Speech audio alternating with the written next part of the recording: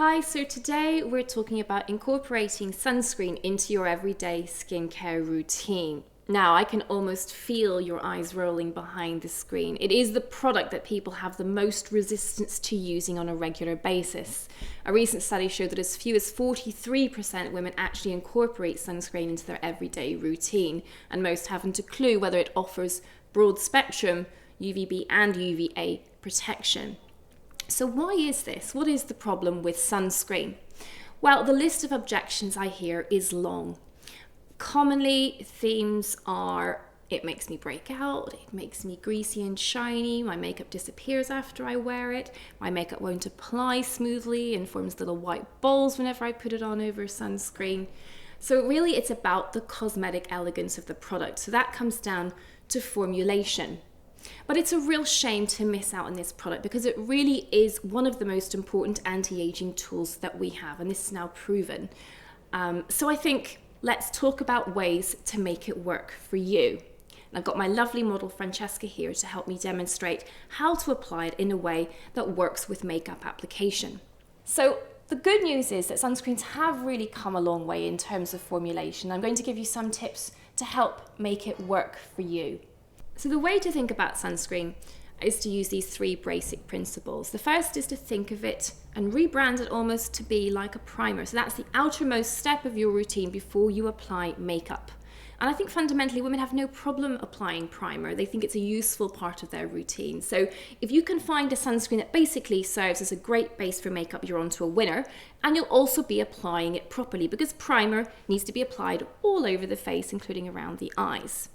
The second thing is to apply your skincare layers and take your time. Allowing layers to build up smoothly ensures that everything goes on without a glitch. So that means cleanse, put on a serum, go and make a cup of tea, put your moisturizer on, go and make a phone call, come back, put your sunscreen on, leave it to dry, send an email, and then you're ready for makeup. And that makes things go much more smoothly.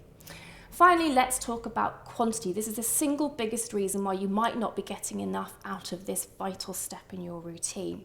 Now, the way sunscreen is calibrated is to apply it 2 milligrams per centimetre squared of skin. Now, what the problem is that no one really knows what that looks like in reality, and that's why people tend to under apply.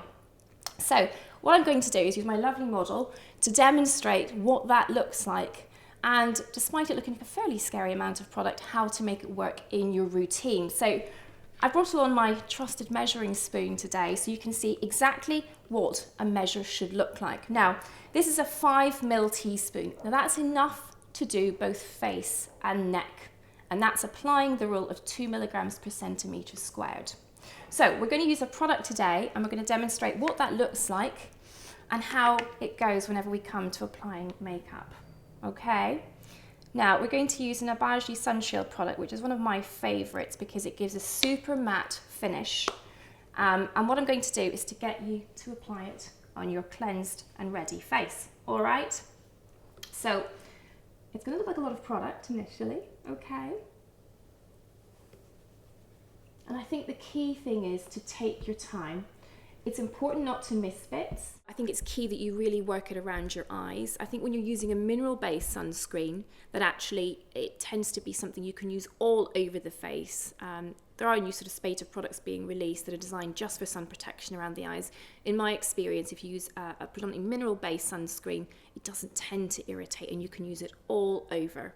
I think once you start messing around with more than one product for sun protection, it's simply not going to happen. Another area that's really important not to miss out on is using sunscreen all the way down your neck and onto your decolletage. So, as I said, this 5 ml quantity is enough to do the whole face and the neck. And given that the neck is one of those areas that we commonly miss out, it's rare that the neck and the face match. I think this is a really vital step, especially to start in your 20s. So you can see how it's changing and actually melding with your skin, and I think that's really important, not to get freaked out by the look of a lot of product whenever you first apply it. Okay, so you're looking really nice and matte now, and actually I think it's giving your skin almost a sort of a light reflective quality. So I think the next step is to show you how to apply your makeup. Now, a common complaint is that makeup won't apply properly on top of sunscreen. So I think that the key to that is to use a beauty blender, because that allows you to stipple product nicely into the skin using a sort of a rolling motion rather than actually rubbing it or using a brush, which tends to dislodge the sunscreen underneath. So this is a fantastic tool. So you use it damp. I'm going to show you just how to apply a little bit on one side of your face. So I just use a stippling motion like that. Use the pointy end to work in product around the nose. And it always tends to be that there's a little bit more redness around the corner of the nose.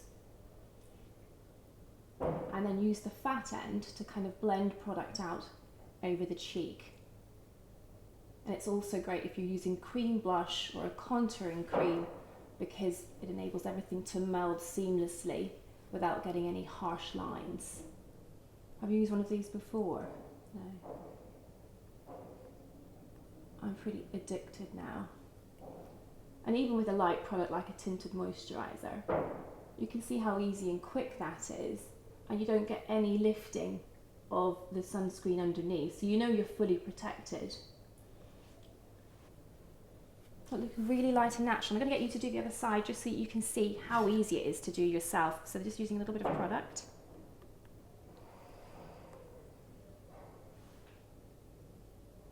And I think the fantastic thing about this Sunshield product is that it's actually one of the most effective primers I've ever discovered for oily skin. My makeup actually looks better at the end of the day than it would if I didn't use it, which is quite unusual for a sunscreen, because usually the filters make it inherently quite an oily product. So just turning your head to the side for me. So we've got a really nice finish. Your skin doesn't look overly made up at all. And we know that you've got the full amount of protection that sunscreen can offer you. And I think that just makes sense when it comes to getting the most out of your sunscreen. So I think that's a vital tip, learning how to apply makeup in a way that works properly and using the right amount of sunscreen to get the level of protection that's promised on the tube. So a few final tips. As I pointed out, I think it's really important that you use sunscreen like a medicine. Now, bearing this in mind, you shouldn't mix it with other products. It's amazing how commonly I hear this from patients. They mix their sunscreen with a bit of tinted moisturizer or ordinary moisturizer to change the texture. So my advice would be, find one that you like using as is. Don't mix it up with anything else, because you wouldn't take two medicines and mix them together in a random fashion. So why would you do that with sunscreen? Secondly, don't think that because you're using a foundation with an SPF and a powder with an SPF that the masks combine. It doesn't work like that. You're likely to be under applying both products, so forget about using them for sun protection and get yourself some proper sunscreen. Remember that if you're not burning, it doesn't mean you're not getting sun damage. Be aware that sun protection means both UVA and UVB. So don't just rely on the SPF. Look for the UVA symbol with a circle around it, which tells you that the level of UVA protection is proportionate to the SPF of your product. Finally, be wary of sprays and mousses. Whilst these textures and formats might appeal from a cosmetic point of view, again, the likelihood is that you will under apply them. So stick to creams and gels and lotions which you can quantify. So the end result is properly applied sunscreen that doesn't disrupt makeup application. You look fab.